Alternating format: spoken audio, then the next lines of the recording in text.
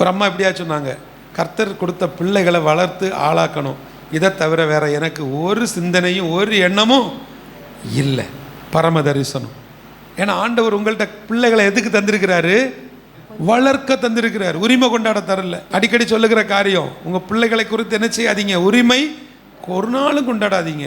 என்னையை பொறுத்த வரைக்கும் நீங்கள் எல்லாரும் நல்ல திடகார்த்தமாக இருக்கும் பொழுது உங்கள் பிள்ளைகளுக்கான ரூட்டை கிளியர் பண்ணி விட்டுறணும். நம்ம இருக்கிற நாட்களில் நம்ம பிள்ளைகளுக்கு என்ன கொடுக்கணுமோ என்ன செய்யணுமோ அதை செய்து சந்தோஷமாக நம்ம விட்டுட்டோம்னா நம்மளால் சந்தோஷமாக வாழ முடியும். இல்லைன்னா என்ன நடக்குது? இருக்கிற நாட்களில் வாழுற நாட்களில் ஐயா இது ஆண்டவர் கொடுத்த, ஏன்னா பிதாக்களின் சுதந்திரம். இப்போ பெரிய பெரிய காரியங்கள் நீங்கள் செஞ்சிட்ருக்கிறீங்க, உங்கள்கிட்ட இருக்கக்கூடிய சொத்து சுகம் எல்லாம் யாருக்கு தான்? பிள்ளைகளுக்கு. பிள்ளைகளுக்கு கொடுக்க வேண்டியது பிள்ளைகளுக்கு, ஸ்தாபனத்துக்கு கொடுக்க வேண்டியது ஸ்தாபனத்துக்கு, சொசைட்டிக்கு கொடுக்க வேண்டியது சொசைட்டி. அதையும் இதையும் போட்டு என்ன செய்யக்கூடாது? குழப்பக்கூடாது. சிலரெல்லாம் பார்த்தீங்கன்னா பயங்கர புத்திசாலியாக என்ன செய்வாங்கன்னா எல்லாத்தையும் போட்டு குழப்பி அவங்க ஊரெல்லாம் மீன் பிடிச்சிட்டு எங்கே போயிடுவாங்க? இந்த வாரம் பரலோகத்துக்குன்னு அவங்க கிளம்பிடுவாங்க. இப்போ இவங்க கலக்கி விட்டுட்டு போனது தெளிகிறதுக்கு 40 வருஷம் ஆகும். அதுக்குள்ளே பாடுபடுறது யார்?